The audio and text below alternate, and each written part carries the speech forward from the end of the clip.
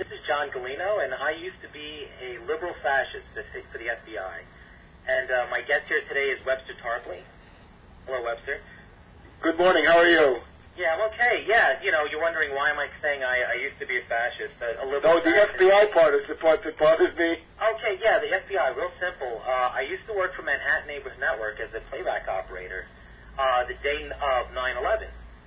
And what happened to me was something that was frightening me. It frightens me to this very day.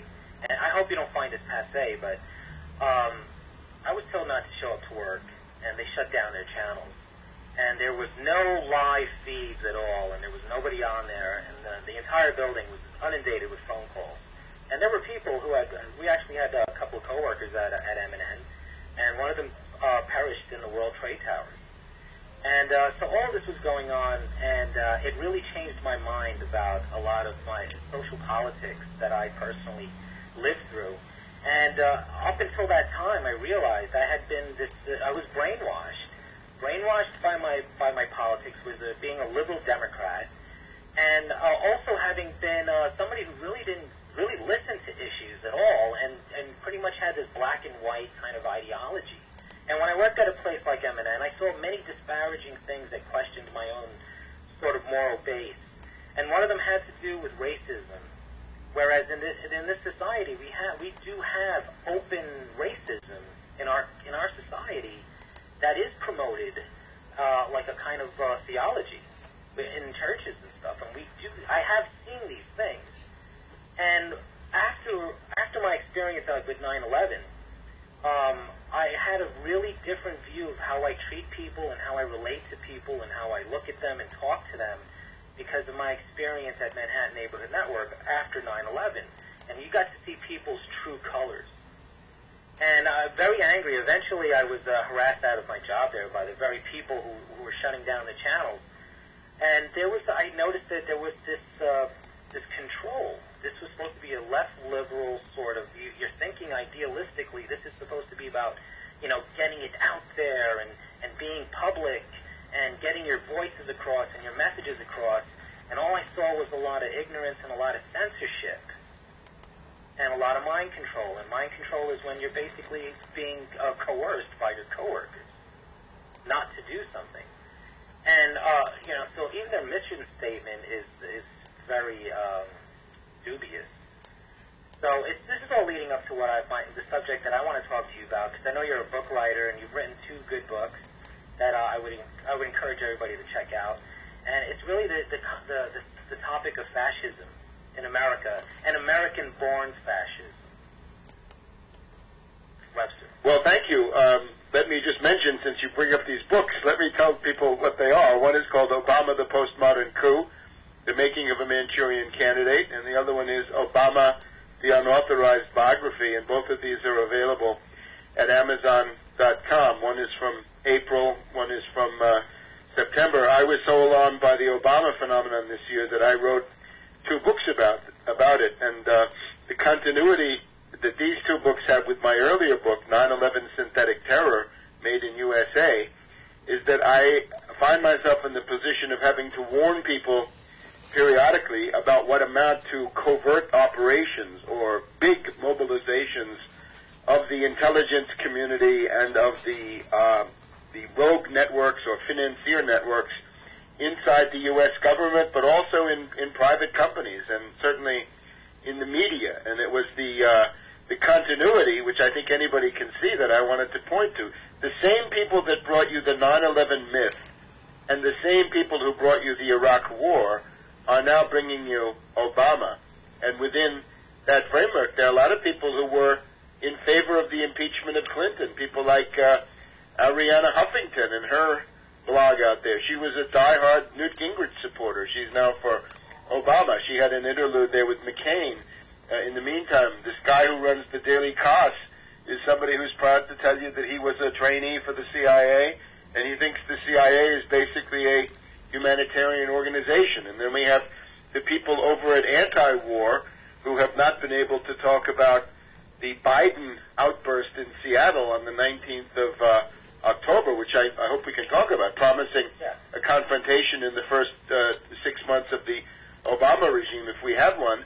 and those guys were supporting the right-wing reactionary Republican Ron Paul. So a lot of very strange stuff going on.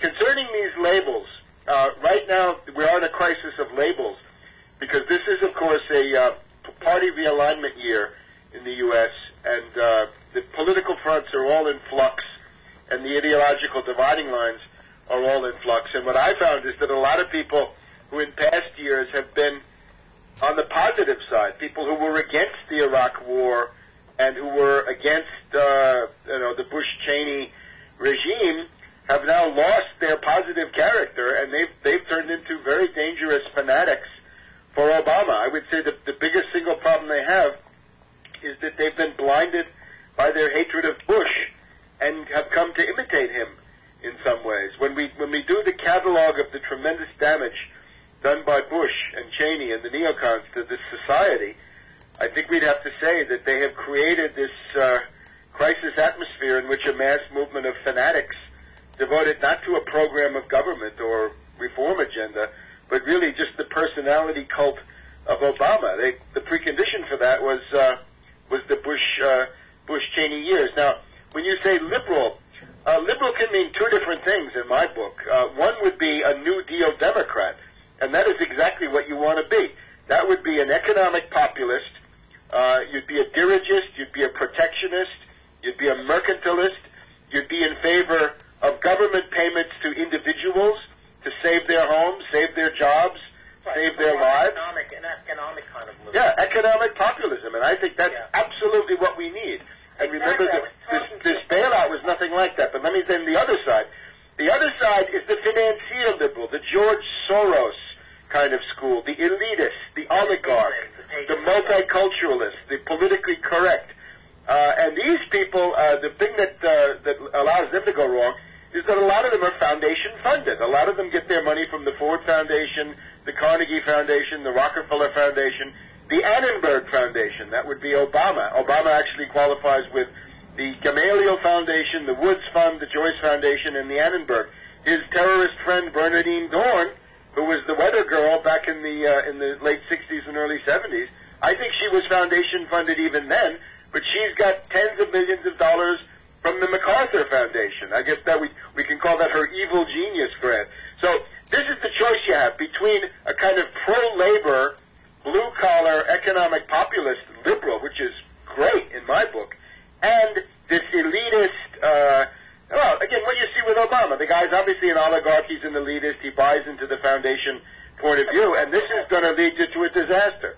But we also have the social liberalism, and I think that's where the word socialist has come into the public, is because it is contrast to an economic sort of model, where we favor free market and free trade. Who's we? I don't favor any free market or free trade. Personally. I'm strictly against that stuff. See, that is what has destroyed the economy. In other words, what you're harvesting now. Well, you have two distinct parts. You have a rift within the liberal ideology. You have one that's economic and one that's socialist. Well, wait a minute. I think that's what's going on in the campaign with Obama, is that they're giving you this economic plan when, in fact, it's really just the opposite of that. Well, there's also the question of lying. Let's get right to it, because some of this is a philosophical difference, but some of it is just deception. There is, inside the Democratic Party, a tradition of financier-controlled Wall Street frontmen. Grover Cleveland, who was the governor of New York State back in the 1890s, the guy who sold out to J.P. Morgan and London and crucified American workers and farmers on a cross of gold. That was Grover Cleveland. Then Al Smith. We just had the Al Smith dinner. Al Smith was an extreme right-winger, and he was in bed with DuPont and Morgan and the rest of them. He joined the American Liberty League, which was pro-fascist and a group of Roosevelt haters. Then we had Jimmy Carter, who was handpicked by David Rockefeller and Zbigniew Brzezinski. He was a puppet of the Trilateral Commission and the Bilderberger Group. People have forgotten about how horrible things were under Carter. Carter has been eclipsed by Bush to some degree, but the permanent damage under Carter was just incalculable, and it included putting Paul Volcker at the Federal Reserve and the destruction of the entire U.S. industrial base, ruining the standard of living and putting us right now in a very dangerous situation where everything has to be imported. There are no manufacturing facilities worth mentioning left in the United States that could work on their own. And then Obama. Obama is in that Grover Cleveland, Al Smith, Jimmy Carter tradition. He's obviously someone who is sponsored by Soros, by Rockefeller, by Goldman Sachs. The policies come from the Brzezinskis and the Rand Corporation. Cook County, don't forget Cook County. I mean, his whole career is predicated on cronyism. Well, again, I got to divide this into some kind of manageable chunk. One would be the Rezko Auchi Al-Samari cesspool of corruption. We should talk about that. Another one are the terrorists, the Ayers, Dorn, and then these other weather people or SDS, Rim One, Klonsky, and other people that he has. You're talking about at Cook County. You're talking about rogues who had no college degrees, no education. That's exactly what organized crime figures do when they take over. They just get their own guy in there, and he's a thug. Yes, I think that's a good comparison. But look, here's the thing. Obama says he's going to have a middle-class tax cut. This is absolutely fantastic. Obama's going to give you health care. He'll give you nothing of the kind. That's the other side of the Biden outburst in Seattle of the 19th of October, which I would say to people, don't vote for Obama unless you have read what Biden said in Seattle on the 19th of October in detail. And what he says is, in 12 months, the Obama regime, if there is one, will have collapsed in its popularity in the public opinion polls because of a series of extremely unpopular economic decisions. And he says these will be made to deal with a systemic crisis beyond simply stock markets or capital problems or anything of the sort, but it will be a systemic crisis, and it will be, he says, decisions that will be sound, but they'll be extremely unpopular, and they will lead to the collapse of this regime in the polls. Now, notice that this is the guy, Biden, who comes from MBNA. In other words, his whole political career is that he represents one of the worst credit card gouging operations, one of the highest interest. If you have a bunch of credit cards, look at the MBNA one, and you'll find that the annual percentage rate on that one is higher than any of the others, because they're just famous. They're infamous for that. The other thing that Biden did was to write the infamous 2005 bankruptcy reform bill, which makes it virtually impossible to get out from under debt by having an orderly Chapter 11 bankruptcy for individuals. So when this guy says something unpopular, he's talking about draconian, crushing, brutal, killer austerity, sacrifice, downward pressure on the standard of living.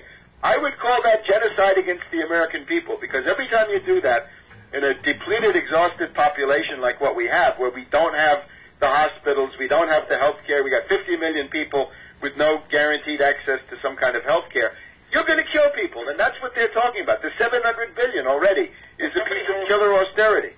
Somebody holds the argument that we actually already have universal health care, and it's been here for years. And no, I don't see that at all. I think that's probably a Republican talking point. Well, they call it the emergency room. Well, but this is no substitute. You got to have preventive care. You got to have prenatal care. You got to have preventive care. This is unacceptable. What kind of slave population is going to accept that as in lieu of medical care? In other words, if their damn system is so good, why the hell can't we afford what everybody else in the world has? Why do we have to have bloated speculators with their derivatives? We have 1 quadrillion. Actually, according to the French magazine Marianne, it's 1.4 quadrillion of derivatives centered in the United States. At least a quadrillion of that would be inside the U.S. That we have, but medical care we don't have, and jobs we don't have, and urban mass transit. Man, go to Paris, go to London. You'll see what urban mass transit looks like. This is becoming a poor country, and these slogans will not change it. So I would say the problem with Obama is he says he's going to have these wonderful reforms. He will do nothing of the kind. Remember, Carter ran his entire campaign on a lie. Carter said that the number one priority was unemployment. Then when he got to the White House, it became inflation, and soon we had Volcker, and soon we had a 23% crime rate and the destruction of industry. So most of what Obama's doing is just lying. Yeah, I know. Well, of course he's lying. I mean, his whole he's still lying about his birth certificate. They don't have a physical piece of paper that dates to the 1961. What it was just it came off a printer just a couple of months ago. Yes, I think that's another very important point, right? We have to realize in this country, under these conditions of economic breakdown, we're likely to go into a period of severe social breakdown as well. And under those conditions, you want to become now extremely punctilious about observing the Constitution. That is what I, for one, learned under Bush Cheney, that the Constitution is really your shield, and you better keep that shield. Not in New York State, though. Hang on, let me finish the point. The shield has to be kept intact, and that would go for Bush Cheney. Now, if you say it doesn't matter that Obama is probably not a citizen of the United States, and he's most likely not a natural-born citizen. In other words, he's not natural-born, and he lost his citizenship later on. In effect, what Phil Berg will be arguing at the United States Supreme Court here in Washington sometime this week is that Obama was most likely born in Kenya, and that he was most likely naturalized after that into Indonesian citizenship, which would make him at this point not eligible for the presidency, and in fact an illegal alien subject to deportation. Unfortunately, last Friday afternoon, the judge in the Philadelphia federal court came down with the decision declining to rule on those important allegations and declining to say to Obama, come on, produce a valid vault copy of your birth certificate, not certificate of live birth, but birth certificate with all the details on it, the times, the places, the attending physicians, and all the rest of this.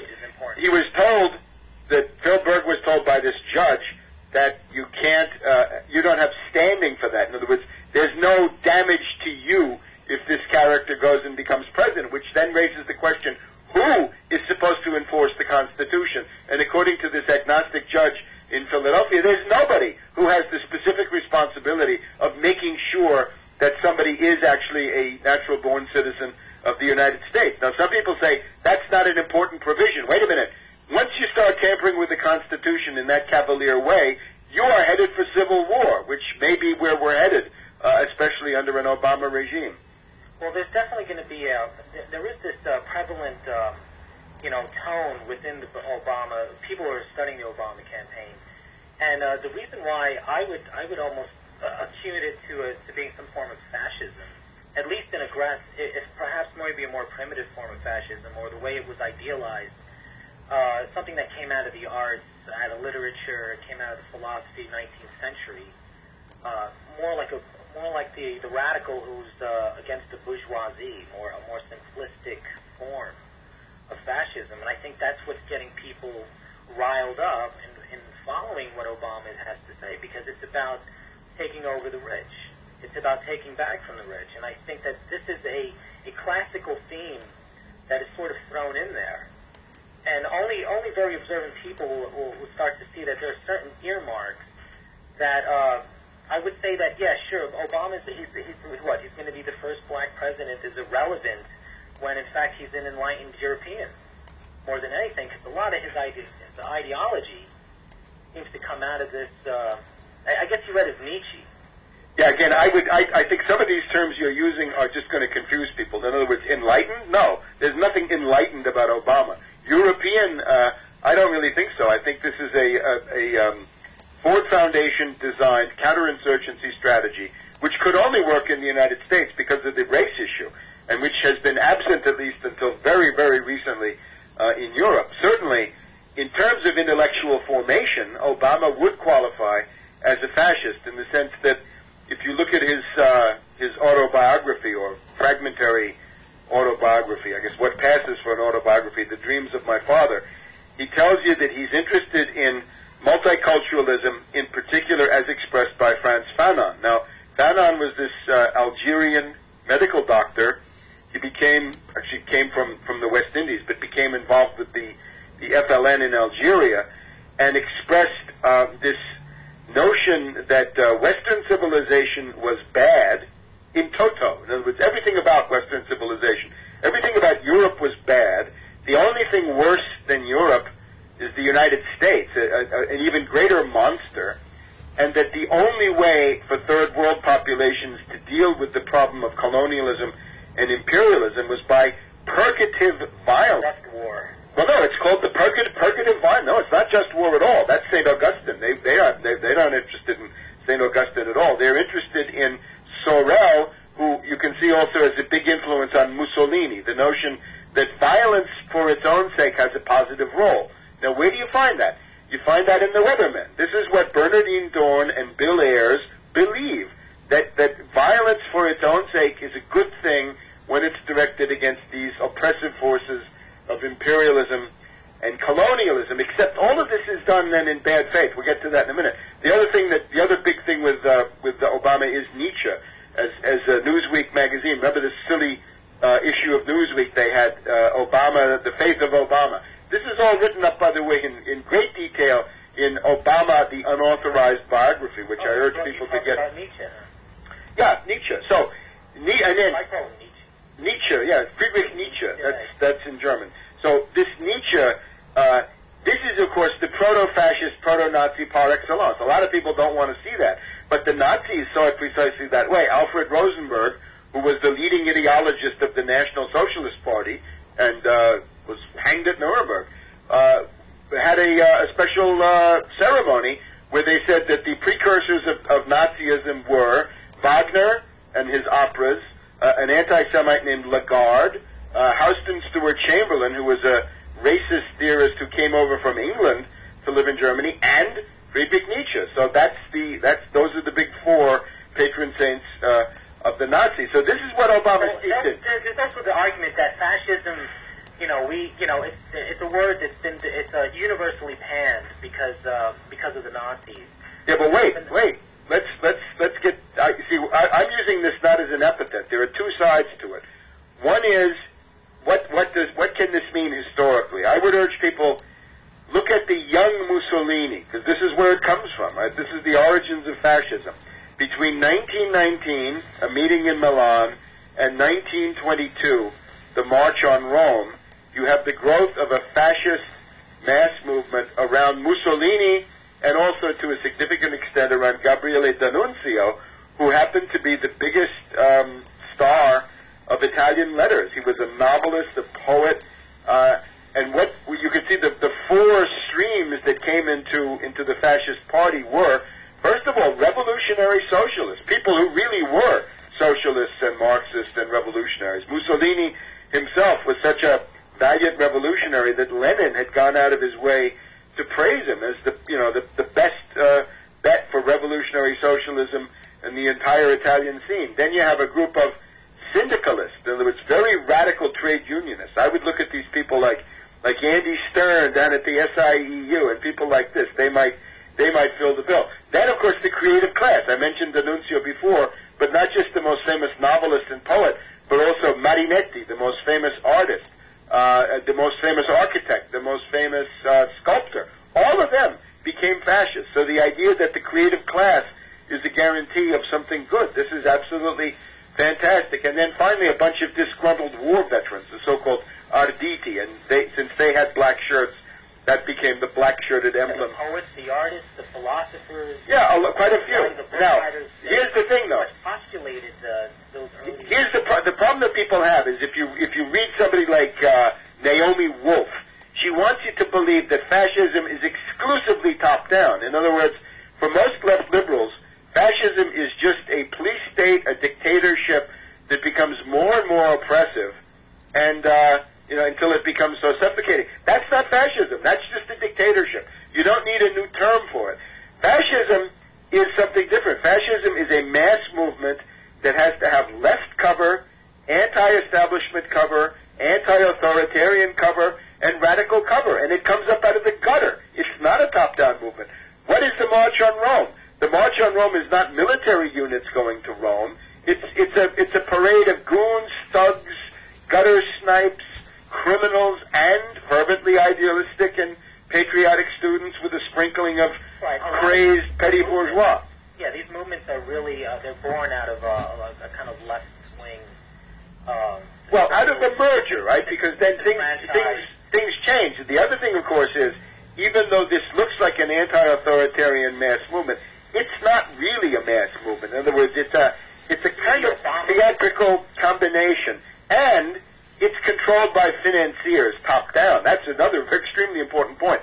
Mussolini himself had been an agent of the British Embassy and of the French Embassy, because the big thing was to get Italy into World War I. Here's something I wanted to postulate, because you're mentioning Mussolini and Obama.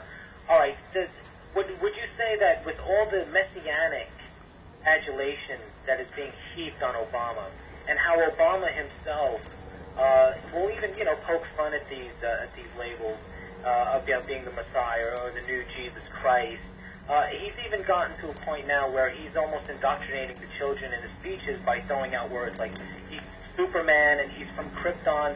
Today he used an analogy to describe McCain and Palin as Batman and Robin having a disagreement with each other.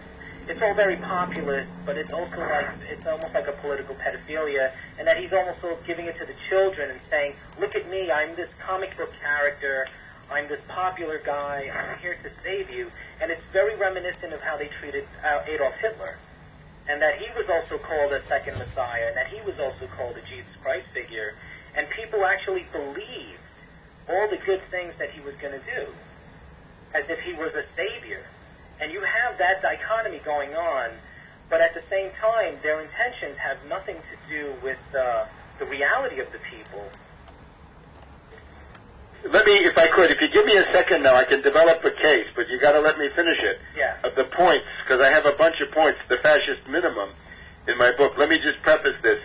The problem we have is that we look back at Nazism and fascism from the point of the war that they eventually created and the police state that they became, because once such a fascist mass movement seizes power, it is going to undergo some kind of night of the long knives. In other words, a lot of these gutter snipes and hooligans and thugs are going to have to be liquidated one way or another, either politically or physically, in order to have a stable police state dictatorship. So the idea is that fascism uses a mass movement to destroy institutions in the society that could be used for resistance, but then liquidates the mass movement and fossilizes and consolidates itself into what looks like a traditional police state. But the question you got to ask yourself is, how did you get to the police state? This is where Naomi Wolf fails absolutely. Another guy on the internet called Britt, who has characteristics of a fascist society. They all miss the absolutely crucial role of the mass movement. Now, there is something called a fascist minimum. This is from scholars, right? Yeah. You have lots and lots of fascist movements. You have Salazar in Portugal, Pétain in France, Franco in Spain, Mussolini, Italy, Hitler. You have Codreanu and the fascist Iron Guards of Romania. You've got fascist movements that are big in the Baltic states. So what is the common denominator? It's not, as you may think, anti-Semitism and war. Those are not found in all of them, although they're found in some of them, and Hitler, of course, to be sure.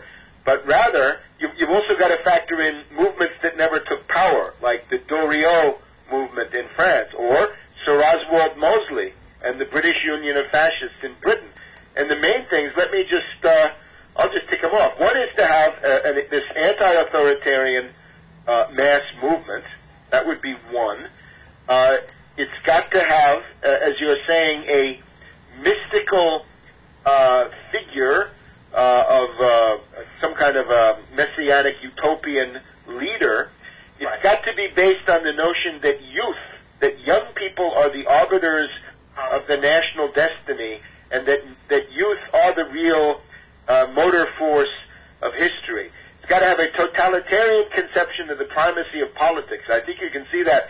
Yes, even the pop culture where they show you the hippie with the long hair and the peace sign is a substitute of the peasant that you see in the old Russian propaganda. Now again, you're mixing.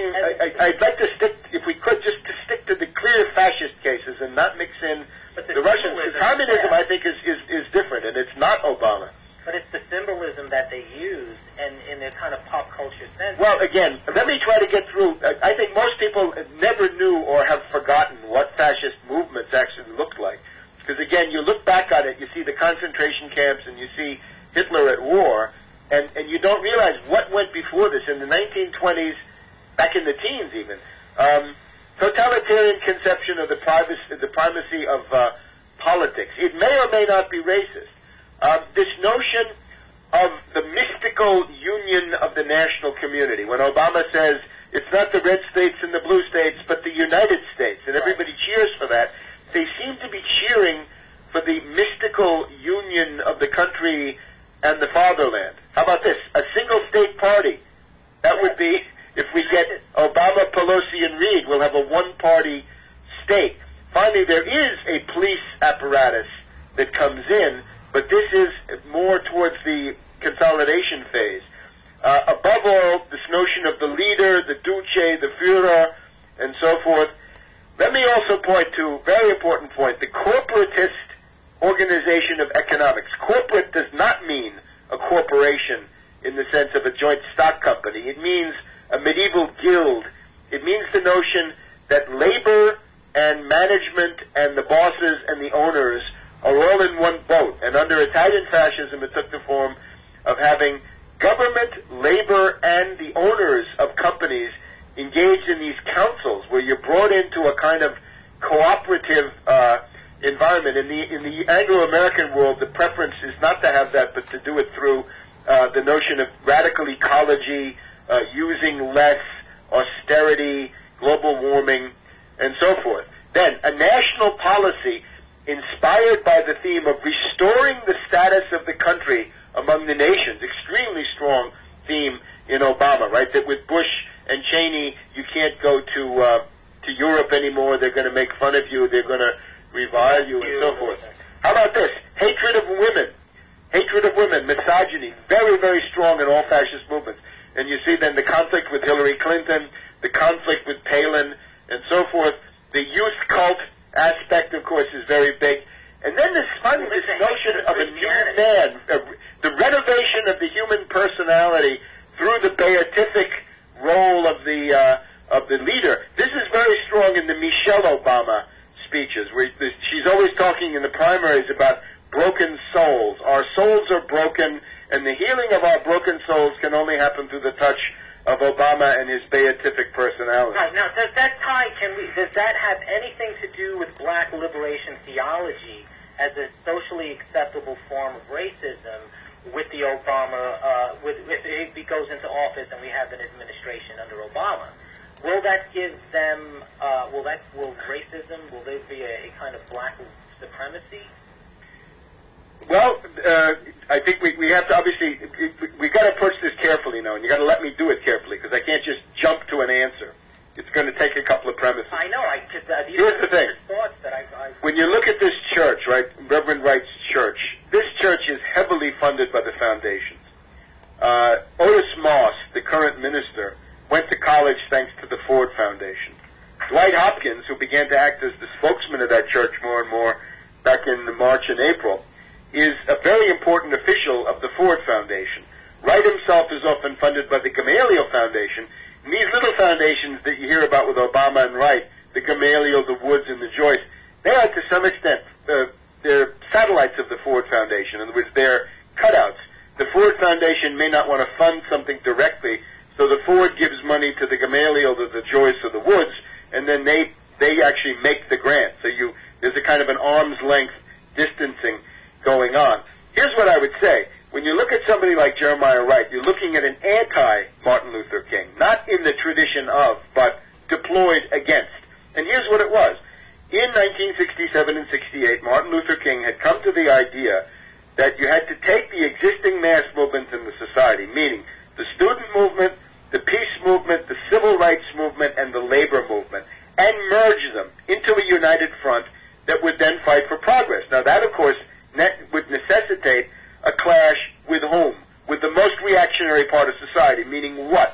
Meaning Wall Street, meaning Morgan, meaning Rockefeller, meaning the moneyed financiers who run the society and were already deindustrializing and running the United States into the ground. And also run the laws. At this point, the Ford Foundation began funding the most radical black power incendiaries. Stokely Carmichael, Floyd McKissick, very well documented, Rap Brown. These people were all on foundation grants, either the Ford or one of the other of these other foundations.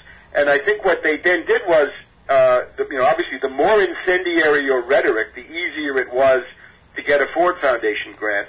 And then they decided that they had to project that into the realm of theology and religion, because the problem is, if you look at King, one of his tremendous strengths is he takes the Christian virtue of charity and makes this into the platform of the entire movement. In other words, the resolute rejection of hatred, the rejection of racism, the rejection of revenge, and this idea that it can be an inclusive movement. That's exactly what the Ford Foundation didn't want. So they decided to fund a synthetic religion, I would say an entirely new religion, because we see with Christianity, the notion of charity and the rejection of hatred, if you think about the religion as such, is so indispensable that as soon as you tamper with that, you've got yourself an entirely new religion where some of the names may be the same, but the whole edifice has come crashing to the ground.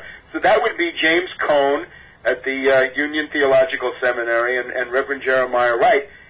And then there's this other aspect, the quotas, right? The problem in the 1960s was you had two choices.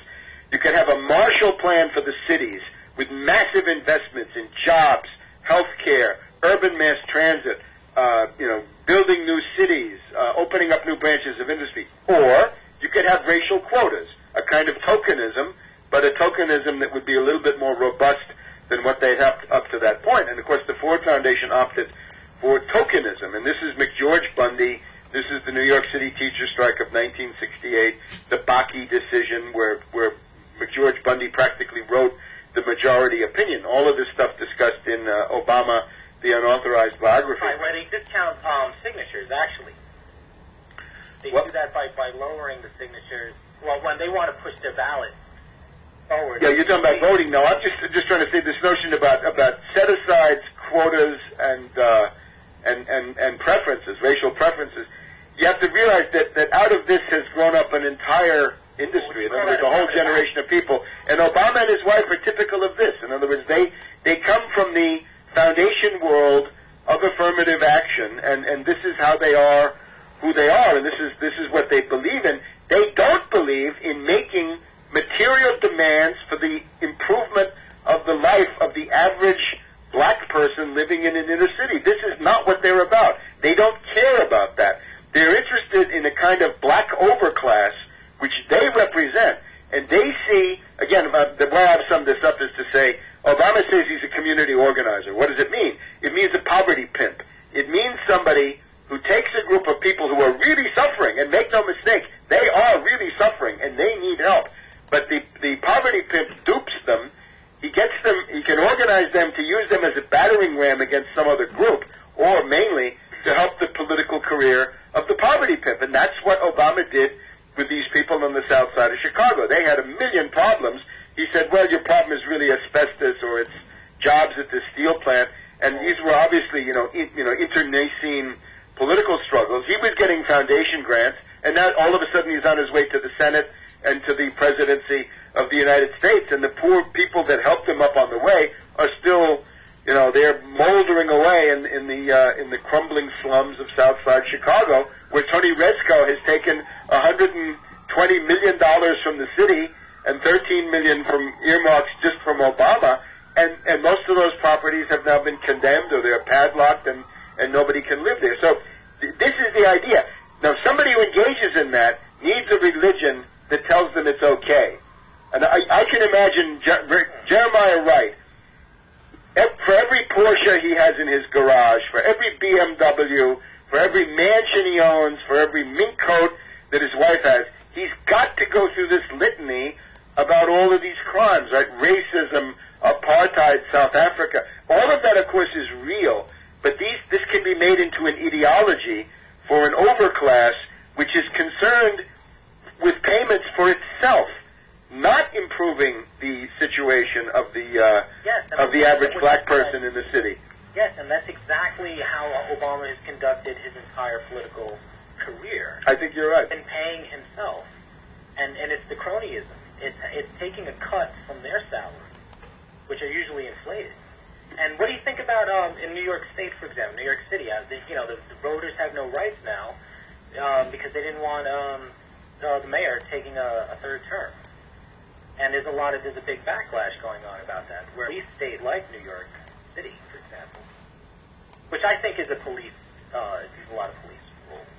Well, I'm afraid I don't know the details of Bloomberg quite as well as I would if I still lived there. But Bloomberg, of course, this represents a political operative of the financier community as a whole, and he's a very important guy in the overall scheme of how the financiers rule the country. I would say we're now in a period of severe financial breakdown crisis, and the heart of the matter is this 1 quadrillion of derivatives that we've got, or 1.4 quadrillion of derivatives worldwide, and that under these circumstances, the pressures towards authoritarian, totalitarian rule become even stronger than they were under Bush-Cheney.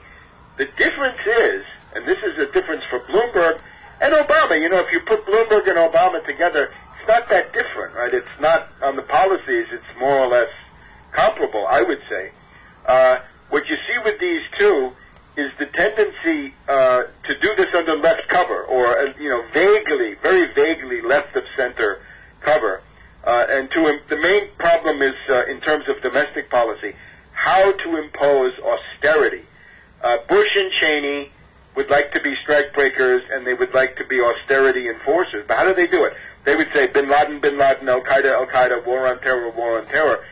By now, the backlash against that malarkey is so immense that they would be met with, waves of hatred. Obama's going to come and say, global warming, the polar bears, solidarity with the third world, people in Africa are starving, and we're going to gouge you for that. Now, the problem, of course, is, for me, there is no issue more important than the fact that 30 to 40,000 people die every day in the third world, uselessly and needlessly, from things like malnutrition and starvation and diseases that you can cure for pennies, like diarrhea. But and this is the big but, this money will not go to Africa. It will go to Soros, Rockefeller, Goldman Sachs, and these people. Well, you mentioned austerity, but if Obama becomes president, you're talking about a potential strike against the United States. Strike. What's it going to be? I never believed in the 9/11 mythology peddled by the Bush-Cheney regime. I think that takes us back once again to Biden. What do you think of Biden? The Biden remarks. But again, remember that there were two parts. I noticed the Republicans are willing to talk about the 6-month perspective, but nobody seems to be interested in the other one, which for me is equally or more important, the 12-month perspective. Remember, the 12-month perspective is crushing austerity, decreed by Biden and Obama, so much so that there will be a backlash and they will collapse in the polls because they're going to be facing a systemic breakdown crisis of the entire system. That is really, that ultimately kills more people than most kinds of war. But then there's always thermonuclear war, which does kill more. So let's go back to the 6-month perspective. The 6-month perspective from Biden is that in the first 6 months, Obama will be tested, and the response in the crisis, it'll either involve the Middle East or Russia. I would stress Russia, because that is what is going on right now. Ever since the Georgian attack on Russia, it's clear that the U.S. ruling elite and the British have Russia in their sights, and not Iran or some sideshow in the Middle East. But the real center of opposition in the world, which is Moscow, absolutely, without any doubt. And then, as Biden says, the righteousness of the U.S. response will not be immediately evident, and it'll be a generated crisis. Now, again, what does that mean? Under Bush-Cheney right now, it would be virtually impossible to have a false flag terror event and have anybody believe what Bush and Cheney say about it. They just couldn't be believed. And Andrew Sullivan wrote in the Atlantic Monthly about this last December, saying if we had a false flag today and Bush tried to blame country X, there would be a wave of hatred against Bush saying you're incompetent. There'd be a similar wave saying you let it happen, and there'd even be a large minority saying you did it in order to get a pretext for another attack. So he says, this is terrible. We need to give, says Andrew Sullivan in the Atlantic Monthly, we need to give imperialism a facelift so we can get a credible spokesman out there, so if we set off a bomb somewhere, we can blame country X or Y or Z or whatever it is, and have at least a chance of being believed. This is one reason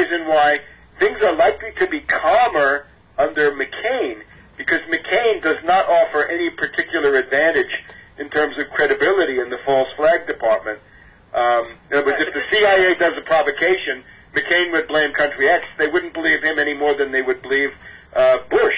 But if Obama comes and tells us it was country X, the whole left liberal community will tend to follow him, and significant other parts of the population. Well, let's say that this has nothing to do with an imminent threat from abroad in the first 6 months, or even the first 12 months. But what if Biden was actually alluding to the fact that they wanted to roll back the Bush tax cut? No, I don't. Those things were supposed to. No. I'm thinking that there would be a definite. I don't think they do. Look, see, I think you've got to break out of the mythology of this campaign. Obama is the candidate of crushing austerity. He will not lift any tax cuts. This is, there's some little demagogic trick. Remember, listen, you've got to understand, Obama and Biden attack Bush from the right on economic policy. What they say is, Bush, you had 9/11, you could have decreed national austerity.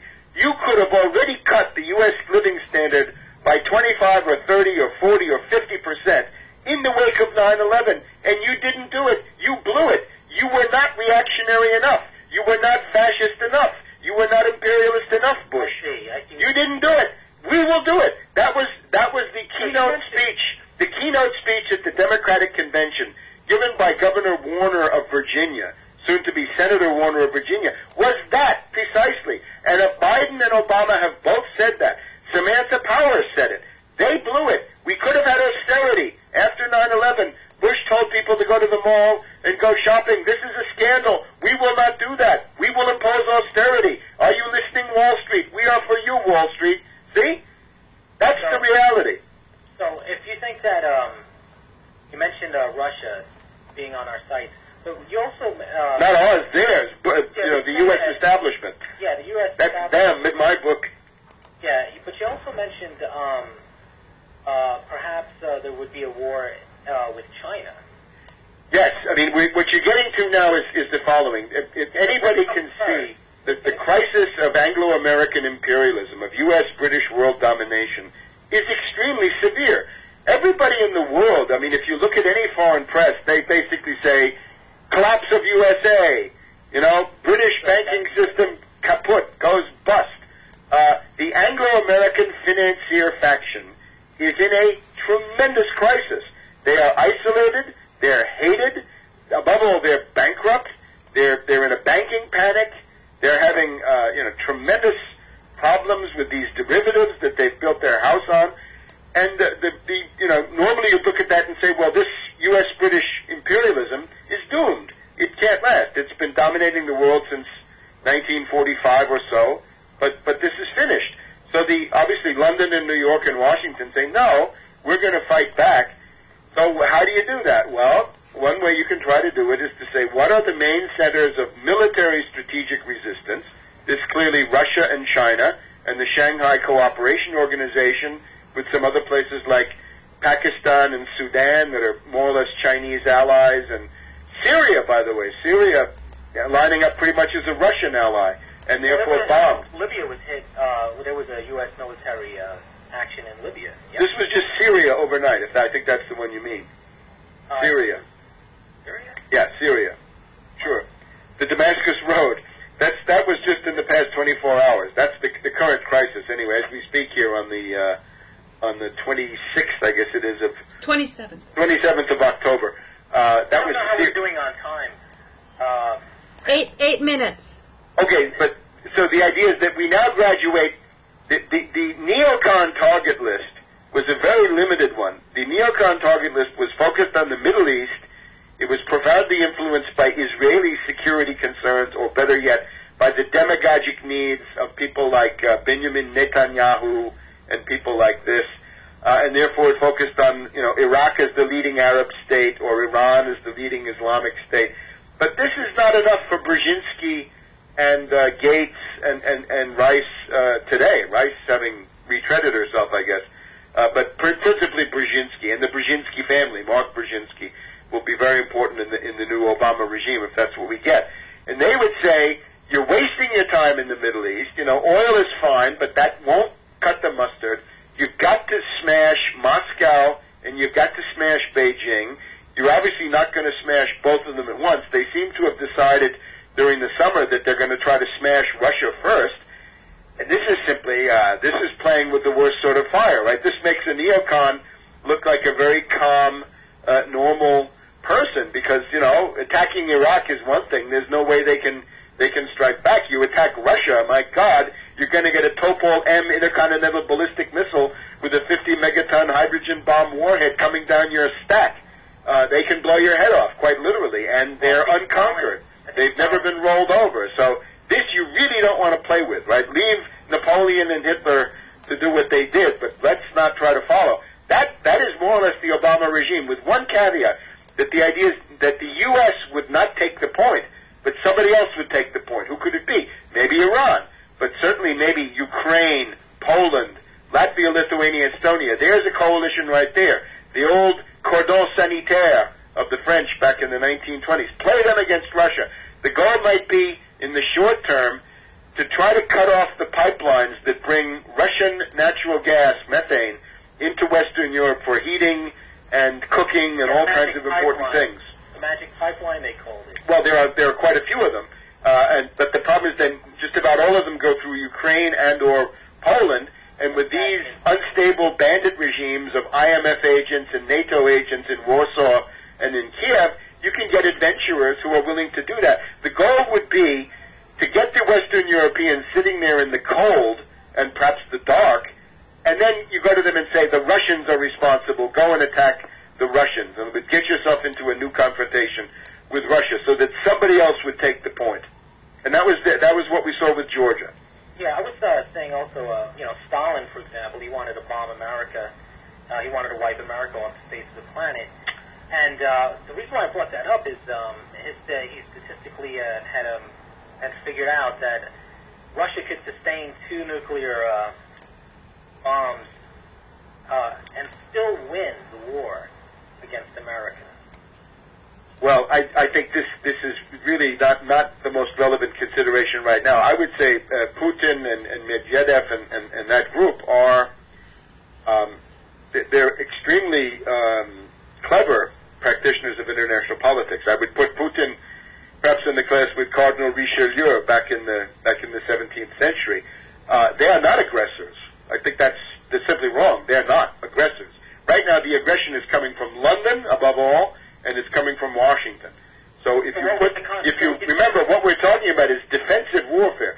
What I was warning about before is if you really insist on invading Russia and bombing them through whatever proxies you may use, then there will be a crushing strategic response. And if you don't want that, it's simple. Just don't bait them, don't attack them, and they will leave you alone. That is what this Saakashvili found, right? This tin pot dictator installed by Soros and Brzezinski in Georgia. He insisted on attacking the Russians, and he killed, 70, 80 Russians in South Ossetia back in August. And then naturally, there was a crushing response. And then the U.S. and the British started wailing, "Oh, that's disproportionate." I mean, you look at what the U.S. did to Iraq in the first Gulf War for a piece of real estate the size of Kuwait. Quite similar. They destroyed the whole country. They bombed it mercilessly for an entire month, and they said that was proportional. So the hypocrisy is unbelievable. But the main thing is, Russia is not an aggressor. The U.S. and the British are. Right, but Obama's a threat to Russia. Yes, Obama is a threat, and again, that's what I'm bringing up is that they have the man. Russia it would be possible. Hitler couldn't do it. Napoleon couldn't do it. It would be impossible for America. Yes, but you see, with Obama, he can go to the Brandenburg Gate in Berlin and get 200,000 German lemmings to come out, and he tells them, "I'm going to send you to Afghanistan," and they cheer him.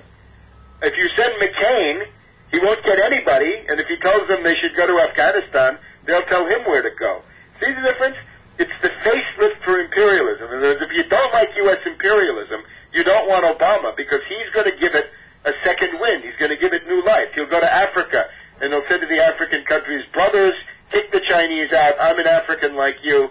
Get rid of these Chinese." Now, that's part of the Brzezinski strategy for cutting off the Chinese access to oil and raw materials from Africa. The whole Chinese foreign policy has been based on Africa and economic development in exchange for oil and raw materials. The continent from the satellites, they're still the dark continent because they control the electricity. I didn't quite understand. There are no. If you look at Africa from the satellite, it's still the dark continent because there's like great portions of it are not even. Well, they need economic development. Here's the thing: the International Monetary Fund and the World Bank have been strangling African development, and the Chinese arrive on the scene and they say, "All right, now you have at least a choice. It may not be, 100% of what you wanted, but it's certainly a whole lot better than dealing with the IMF and the World Bank and the U.S. and the British alone." And therefore, lots and lots of African countries have been getting, I think, at least some significant benefits out of economic dealings with the Chinese. So the goal now with Obama will be shut that down, kick them out.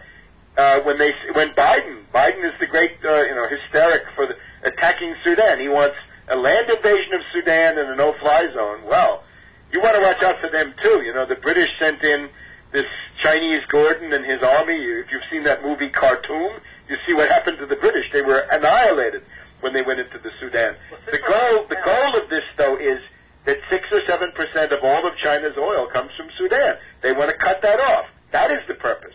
The humanitarian stuff is pure hypocrisy. Here you go. You're on. Okay, Webster, I want to thank you a lot. This was the first episode for me. I can't tell you how grateful I am. My last question to you is, and I also want you to plug your books, my last question is, does fascism exist? Yeah, well, fascism obviously exists, and you have to look at degrees. I mean, somebody like Bush or Cheney, we can say that these are individual fascists. They're people with a fascist mentality of a certain sort, the Carl Schmitt type in particular. But the question that faces us now is the fascistization of society.